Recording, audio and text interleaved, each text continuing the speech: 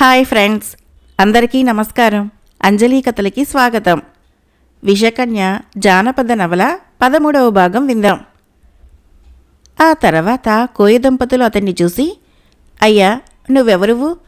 సింహ శార్దూలాది భయంకర క్రూర మృగాలతో నిండి ఉన్న ఈ కొండల్లోకి ఎందుకు వచ్చావు? వచ్చిందేగాక ఒళ్ళు మరిచి ఎందుకు నిద్రపోతున్నావు అని అడిగారు. బ్రాహ్మణ యువకుడు తన వృత్తాంతమంతటినీ వారికి క్లుప్తంగా విశదీకరించి, కబంధ రాక్షసుడు పంపిన మీదట, తానిక్కడికి గండభేరుండ పక్షిని గురించి వచ్చిన విషయాన్ని చెప్పిన మీదట ఆ కోయ దంపతులు తిరిగి ఇలా చెప్పారు. స్వామి, ఈ రోజుకింకా ఆ గండభేరుండము వచ్చేది లేదు. ప్రతిదినము ఆ పక్షిరాజు సూర్యోదయం వేళకి ఇక్కడికి వచ్చి ఈ ఆకాశగంగలో జలకమాడిపోతుంటుంది. సాయం సమయం కూడా దాటింది కనుక తిరిగి రేపటి సూర్యోదయ వేళనే నువ్వు ఆ గండభేరుండ పక్షిని చూడగలవు. ఈ రాత్రికి మా కొండగుహలోకి వచ్చి ఉండి మాతో పాటు చారపప్పు తిని తేనె తాగి పడుకో. వేకువనే మేము నిన్ను లేపి ఈ ఆకాశగంగ దగ్గరికి పంపుతాము అని చెప్పారు.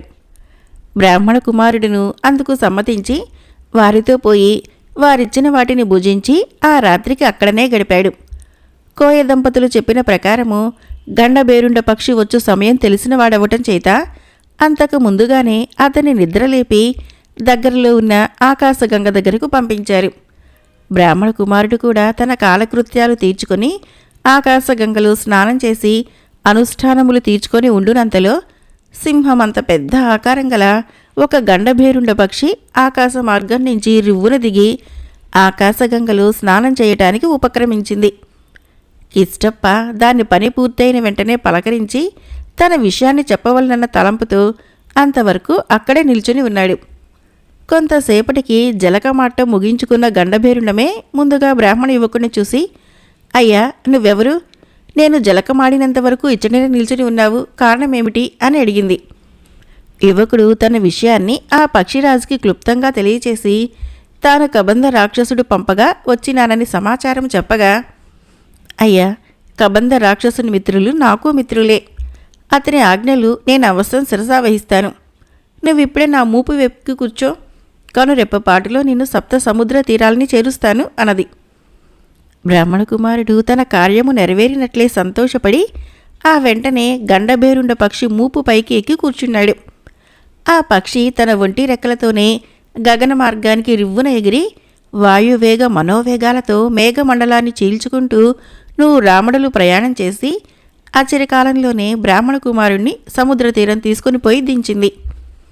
అయ్యా, నువ్వు దాటవలసిన సప్త సముద్రాలలో ఇది మొదటిది. నాకు రెండవ రెక్క కూడా ఉన్నట్లయితే నిన్నీ సప్త సముద్రాలు దాటించి వైకుంఠపురాన్నే చేర్చి ఉందును. కానీ ఒంటి రెక్క పక్షినైనా నాకు అటువంటి యోగ్యత లేదు. నువ్వు ఈ సప్త సముద్రాలు దాటడం అసాధ్యమైన పని. ముందు యోచన లేకుండా ఇక్కడికి ఎందుకు వచ్చావో నాకు తెలియదు. అయినప్పటికీ నా మిత్రుడు ఆదేశించిన ప్రకారము నా చేతనైనంతవరకు నేను చేశాను.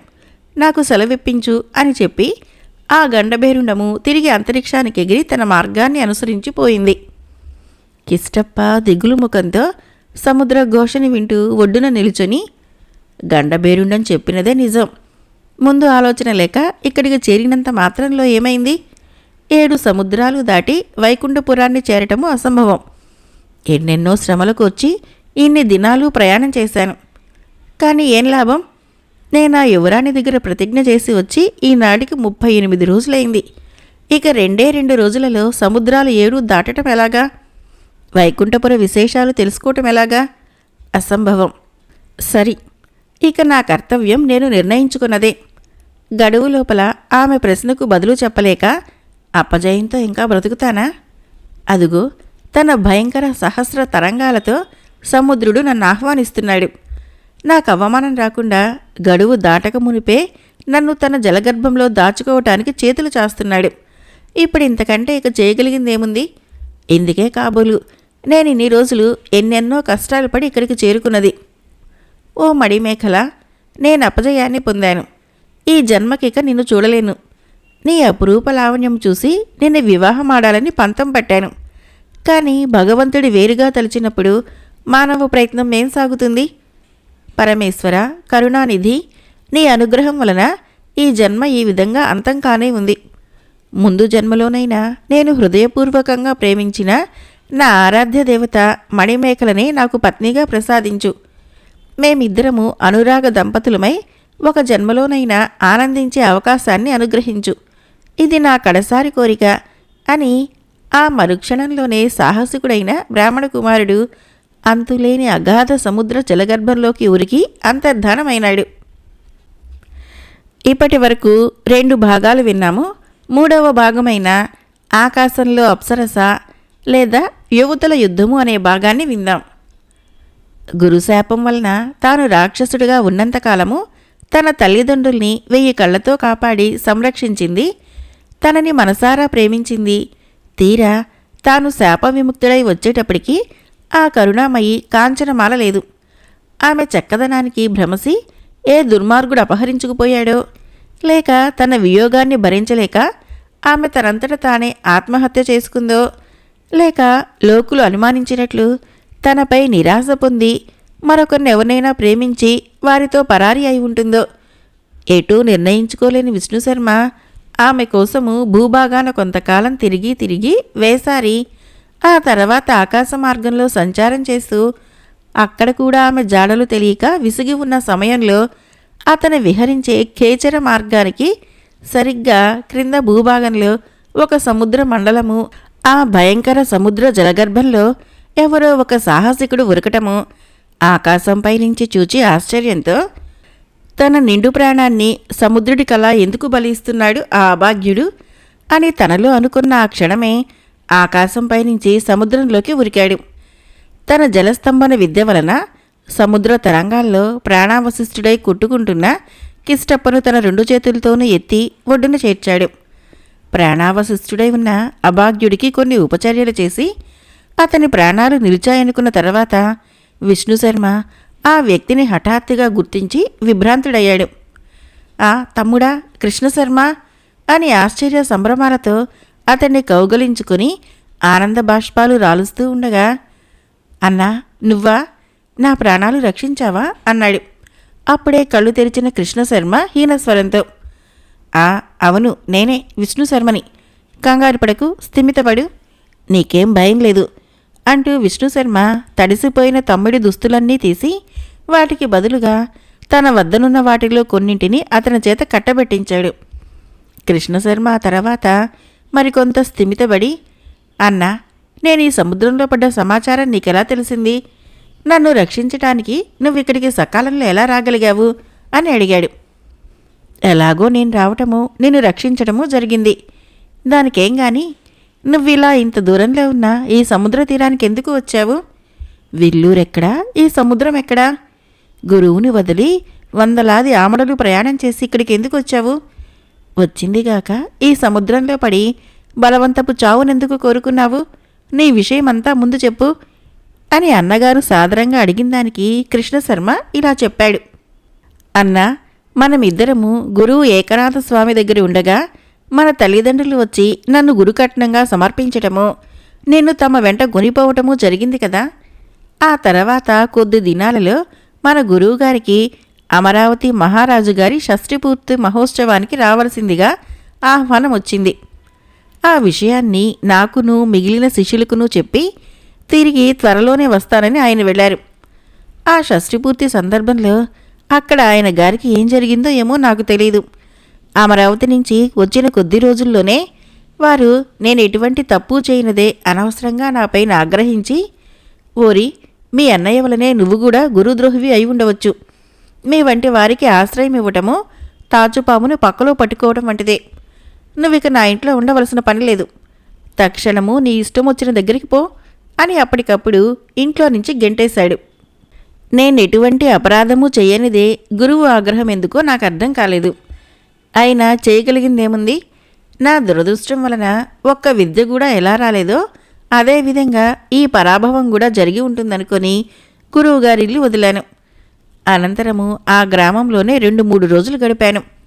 కానీ అక్కడ నాకెవరూ ఆశ్రయం ఇచ్చిన వారు లేనందున ఆ ఊరు వదిలిపెట్టవలసి వచ్చింది. అక్కడి నుంచి నేరుగా తల్లిదండ్రులతో ఉన్న నీ దగ్గరికి రావలసిందే. కానీ నా అంతరాత్మ అందుకు అంగీకరించలేదు. నేనెందుకు పనికిరాని వాడినని తేలటం వలనే కదా మన తల్లిదండ్రులు నన్ను గురువుకు సమర్పించారు. ఇప్పుడు ఆ గురువుకు కూడా నేను పనికిరానప్పుడు ఈ పాడుముఖాన్ని తిరిగి మీకందరికీ చూపించి మీకు భారాన్ని కలిగించడానికి నా మనసు అంగీకరించలేదు.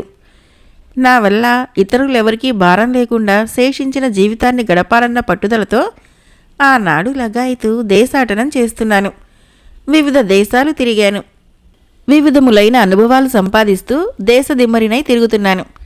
నా సంగతికేంగానన్నా మన తల్లిదండ్రులు సురక్షితంగా ఉన్నారు గదా అని కృష్ణశర్మ అడగ్గా, అన్నగారైన విష్ణుశర్మ తమ్ముణ్ణి గురువుకు కట్నంగా సమర్పించి తాను తల్లిదండ్రులతో బయలుదేరింది లగాయతు జరిగిన వివరాలన్నింటినీ వివరించి, తాను అశ్వరూపాన్ని ధరించటము, గురుశాపానికి గురి అయి రాక్షసుడిగా మారటము, ఆ తర్వాత శాప విముక్తిని పొంది తిరిగి ఇంటికి వచ్చేటప్పటికి తండ్రిగారు మరణించటము మొదలైన విషయాలన్నీ తెలియపరిచాడు. తండ్రిగారి మరణవార్తను వినగానే కృష్ణశర్మ మొదలు నరికిన తరువులాగా కూలబడి వలవలా ఏడుస్తూ అన్నగారిని కౌగలించుకొని, అన్నా, నాన్నగారి మరణ సమయంలో నువ్వు దగ్గర ఉండి వారికి సేవలు చేసి పితృరుణం తీర్చుకున్నావు. అభాగ్యుణ్ణి, నాకటువంటి యోగం లేకపోయింది కదా.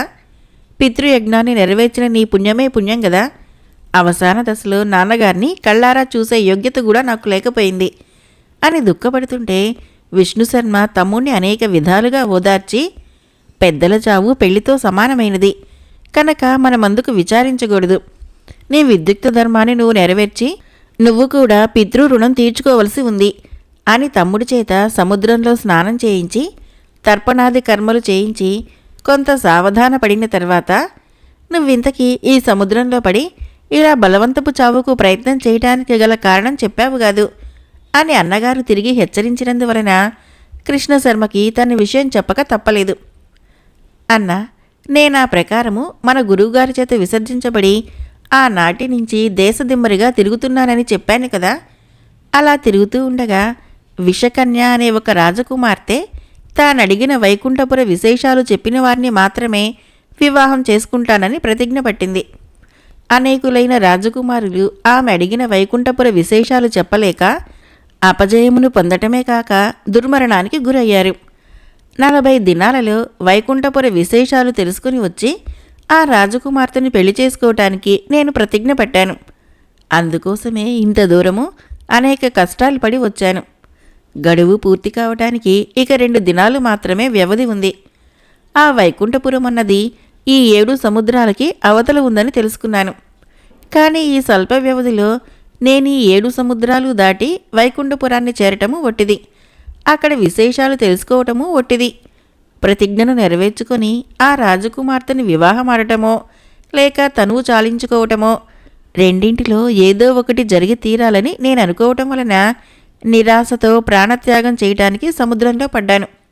సకాలంలో నువ్వొచ్చి రక్షించకపోయినట్లయితే నేను ఈ పాటికి ఏ లోకంలో ఉండేవాడినో. అన్నా, నువ్వు నన్ను బ్రతికించావు కానీ నాకు ఆ సంతోషమే లేదు సుమా. నువ్వు పూనిన ప్రతిజ్ఞ అసాధారణమైనది. అయినా అధైర్యపడకు. 7 సముద్రాలని 7 నిమిషాలలో దాటగలవు అని విష్ణుశర్మ ఆ తక్షణమే తమ్ముడికి చెవిలో ఏదో ఉపదేశం చేశాడు. తమ్ముడా, ఇప్పుడు నేను ఉపదేశించిన మంత్రప్రభావం వలన సంకల్ప మాత్రంలో ఎక్కడికైనా ఎగిరిపోవచ్చును. నేను కూడా ఒక మహత్తర కార్యభారంతో తిరుగుతున్నాను. నువ్వు నీ పనులన్నింటినీ సక్రమంగా ముగించుకొని ఆ తర్వాత మన పట్నం చేరుకొని అమ్మగారిని కలుసుకో. అప్పటికి నేను కూడా కాంచనమాల సమాచారం తెలుసుకుని వచ్చి చేరుకుంటాను. నువ్వెప్పుడు రాత్రిళ్ళు మాత్రము ఆకాశ గమనం చెయ్యకు అని చెప్పి విష్ణుశర్మ తమ్ముణ్ణి ఆకాశ మార్గంలో పంపి అతడు సురక్షితంగా ప్రయాణం చేస్తూ ఉండటాన్ని చూసి అతనికిక ఎటువంటి ప్రమాదానికి గురికాడన్న నమ్మకం చిక్కినందువలన తన మార్గాన్ని అనుసరించి తిరిగి ఆకాశంలో మరి ఒక దిక్కుగా ప్రయాణాన్ని సాగించాడు. అన్నగారు ఉపదేశించిన ఆకాశగమన విద్యా ప్రభావానికి తనలో తానే అబ్బురుపడుతూ కృష్ణశర్మ 6 నిమిషాల్లో 6 సముద్రాలు దాటి 7వ నిమిషంలో 7వ సముద్రాన్ని దాటుతూ ఉండగా ఆ సముద్ర మధ్యంలో మహోన్నతములైన దివ్య భవనాలు కొన్నింటినీ వాటిని అన్నింటినీ మించిన ఒక దేవాలయ శిఖరాన్ని చూసి అదొక మహానగరమై ఉంటుందని గుర్తించాడు. ఆకాశం నుంచి క్రమంగా క్రిందకి దిగుతూ ఆ మహానగరం ఒక ద్వీప ప్రదేశమని, చుట్టూ సముద్ర భాగాన్ని కలిగిన మధ్య భూభాగమని గ్రహించి కిందకు దిగి ఆ భూప్రదేశాన్నంతటినీ విభ్రాంతుడై తిలకిస్తూ క్రమంగా ఆ నగర సింహద్వారం దగ్గరికి వచ్చి అక్కడ ఒక రాతి పలక మీద వైకుంఠపుర ముఖద్వారము అని చెక్కబడి ఉన్న సువర్ణాక్షరాలు తిలకించి ఆనంద పరవశుడయ్యాడు. ఆహా, నా కోరిక ఇప్పటికి నెరవేరింది. వైకుంఠపురమనగా ఇదా? ఈ నగరానికి ఇది ముఖద్వారమా?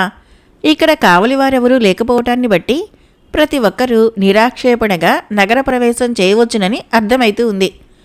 వజ్ర వైఢూర్యాది వివిధ మాణిక్య నిర్మితమై చిత్ర విచిత్రములైన చెక్కడాలతో శిల్ప చమత్కృతులతో నగర ముఖద్వారమే ఇంత శోభాయమానంగా ఉంటే ఇక నగరం ఎంత శృంగారంగా ఉండి ఉంటుందో కదా. ఈ నగరవాసులు దేవతలా నరులా? ఈ పాలకుడు దేవేంద్రుడా కుబేరుడా? లోనికి పోయి చూస్తే అన్ని విశేషాలు తెలుస్తాయి కదా అని తనలో అనుకొని కృష్ణశర్మ నగర ముఖద్వారాన్ని దాటి క్రమంగా లోపలికి ప్రవేశించాడు. అడుగుకొక వింత, తడవుకొక విడ్డూరం కనబడుతూ ఉంటే చూసి తడబడుతున్నాడు. ఒకవైపున దేవాశ్వములు వంటి అతి సుందరములైన అశ్వరాజాలు కొన్ని, మరొక వైపున మహాగంభీరములైన ఏనుగులు కొన్ని కనిపించాయి. కాని అవి చలనము లేక ప్రతిముల వలె నిలిచి ఉండటాన్ని చూసి అవి సజీవులైన జంతువులుగాక ప్రతిమాకారాలేమోనని అనుకున్నాడు. క్రమంగా దగ్గరికి పోయి తన అనుమానాన్ని తీర్చుకోవటానికి తాకి చూశాడు. అవి శిలాప్రతిములుగాక నిజమైన జంతువులే అయి ఉండి ప్రాణము లేక ఉండటాన్ని గమనించి తెల్లబోయాడు. ఏటి చూసిన మనోహరములైన సుందర భవనాలు, కమ్మని సువాసనలు విరజిమ్మే పుష్పవనాలు, వివిధ ఫలజాతులతో నిండి ఉన్న తోటలు, సువిశాలమైన బాటలు కలిగి ఆ నగరము నిజమైన వైకుంఠపురాన్నే పోలి ఉంది. కానీ మనుషుల అలికిడి లేదు, పక్షుల కూజితాలు గాని మృగముల అరుపులు గాని ఏమీ లేవు. వనములోని పక్షి మృగజాతులు బాటలలో, తోటలలో, ఇండ్లలోని మానవులాదిగా సర్వ ప్రాణులు జీవరహితములై ప్రేతరూపాలతో ఉన్నందుకు అతడు భయకంపితుడయ్యాడు. నానావిధ ప్రేతరూపాలతో నిండి ఉన్న ఇది వైకుంఠపురమా, శ్మశానమా?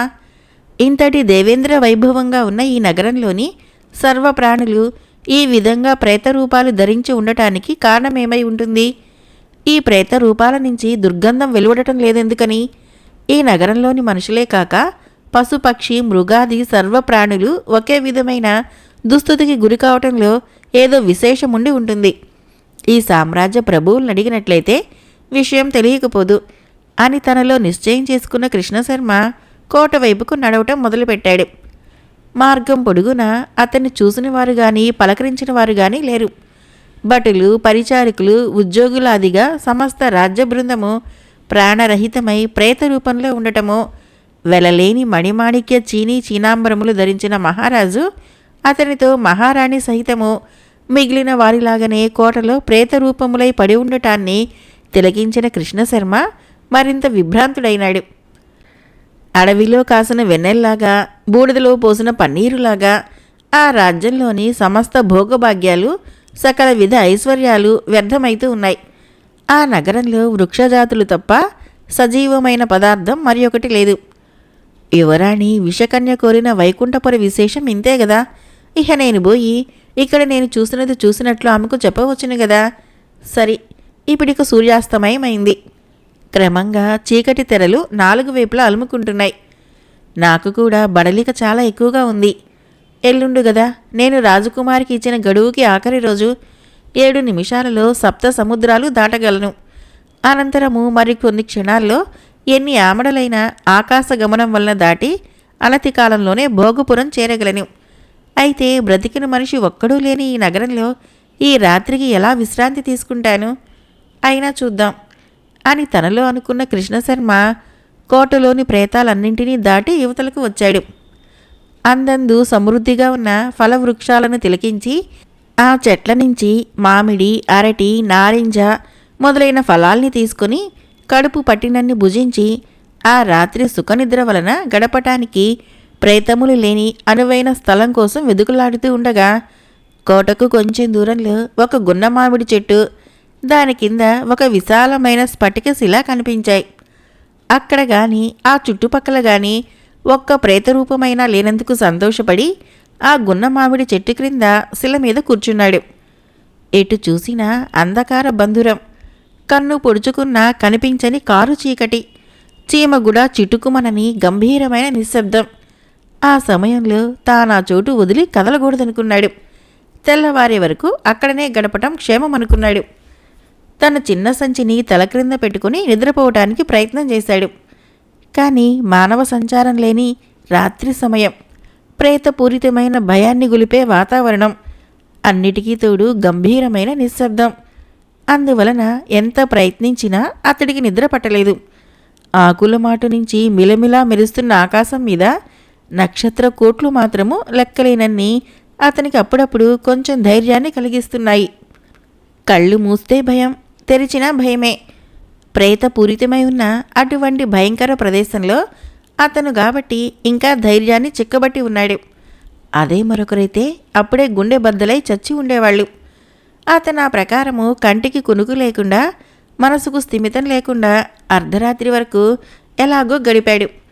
ఉత్తరీయమును తలమీదుగా ఒంటి నిండా కప్పుకొని ఊపిరైనా గట్టిగా విడవకుండా ప్రాణాల్ని అరచేతుల్లో పెట్టుకుని ఎప్పుడు తెల్లవారుతుందా అని అతని క్షణాల్ని లెక్క పెట్టుకుంటూ నిమిషం ఒక యుగంలా గడుపుతున్న సమయంలో ఆహా, ఒక మధుర మంజుల వీణానాదం వాయుతరంగాల్లో తేలివచ్చి అతని చెవుల్లో అమృత బిందువుల్లా పడింది. అతను ఆశ్చర్య సంభ్రమాలతో లేచి కూర్చున్నాడు. ప్రేతపూరితమై ఉన్న శ్మశానం వంటి ఆ నగరంలో ప్రశాంతతను చీల్చుకొని వచ్చే ఆ తీయని వీణానాదం ఎక్కడ్నించా అని చెవులు నిగిడించాడు. కానీ అది ఎటునుంచి వస్తున్నది అంతు చిక్కలేదు. మరికొద్ది క్షణాలకి ఆ వీణానాదాన్ని మించిన మరి ఒక కంఠధ్వని వీణాస్వరంతో లీనమై వినిపించింది. అది కోకిల కంఠమా అని మొదట భ్రమించాడు. కానీ అది ఎవరిదో స్త్రీ కంఠ మాధుర్యమని క్రమంగా గుర్తించాడు. ఆమె ఎవరో, ఎక్కడ్నించో రాళ్లు కరిగేటట్లు, మోళ్లు చిగుర్చేటట్లు వీణానాదంతో తన కంఠనాదాన్ని ఏకం చేసి పాడుతుంటే కృష్ణశర్మ క్షణకాలము తన్ను తానే మరిచి తన్మయుడయ్యాడు. అతనికి తెలియకుండానే కాళ్ళు అతన్ని ఎక్కడికో తీసుకుపోతున్నాయి. అతను వెళ్లే కొద్దీ ఆ మధుర శ్రావ్యగానము ఇంకా ఇంకా దగ్గరైతూ అతన్ని ఇంకా పిచ్చివాణ్ణి చేస్తుంది. అతను ఆ విధంగా ఎంతసేపు నడిచాడో, ఎంత దూరం నడిచాడో తెలుసుకోలేని పరిస్థితుల్లో ఎదుట కనుచూపు మేరలో కోటి సూర్యుల వెలుగు, ఆ వెలుగులో అంతరిక్షం వరకు ఆక్రమించినట్లు ఉన్న ఒక ఆలయ గోపురము కనిపించినందుకు అతను మరింత తెల్లబోయాడు. తాను ఆలకిస్తున్న ఆ మంజుల గానము ఆ కనిపించే ఆలయం నుంచే అని అర్థం చేసుకున్నాడు. ఆ ప్రాంతం చేరుకోవాలని నడకను మరింత చురుకు చేశాడు. దూరం ఎక్కువగా ఉండటం వలన పరిగెత్తాడు కూడా. అతను పరిగెత్తిన కొద్దీ దూరం ఎక్కువైతుందా అనిపించింది. ఉరుకులు పరుకుల మీద అతను ఎలాగైతేనేమి ఆలయ ప్రాంగణం చేరుకునేటప్పటికీ ఆ మధుర మంజుల వీణాగానం నిలిచిపోయింది. అంతరిక్షంలో మింటిని మెరిసిన మెరుపుల్లో ఎవరో ఒక దివ్యకామిని రివ్వున ఎగిరిపోతూ కనిపించింది. మెరుపు వల్ల కలిగిన మిరుమిట్లు కథను ఇట్టే కనుమూసి తెరిచే లోపున ఆ దివ్యకామిని మబ్బుల మాటున అంతర్ధానమై మరిక కనిపించలేదు. ఆకాశంలోని ఆ అప్సరస ఎవరైంది అతనికి తెలియలేదు. కానీ ఆ లావణ్యవతే అంతవరకు ఆలయంలో తన మృదుమధుర వీణాగానంతో ప్రకృతి మైకం కలిగించి ఉంటుందని ఊహించుకున్నాడు. రాత్రిళ్ళు ఆకాశగమనం చేయటానికి అన్నగారి ఆజ్ఞ లేకపోయింది. కానీ లేకుంటే తాను కూడా పైకి ఎగిరి ఆకాశంలోని అప్సరసను పట్టుకుని ఆమె విషయం తెలుసుకొని తీరి ఉందును కదా అని కొంచెంసేపు కించపడి ఆ పైన చేసేది లేక నక్షత్ర కాంతుల్ని మించే మణికాంతులతో దేదీప్యమానమై వెలుగుతున్న ఆలయ శోభనైనా తిలకించవచ్చునన్న కోరికతో కృష్ణశర్మ మెల్లగా ఆలయం లోపలికి ప్రవేశించాడు. విషకన్య జానపద నవల 13వ భాగం సమాప్తం. ఫ్రెండ్స్, నా కథలు నచ్చినట్లయితే మన ఛానల్ని తప్పకుండా సబ్స్క్రైబ్ చేయండి, లైక్ చేయండి, షేర్ చేయండి, కామెంట్ చేయండి. Thank you.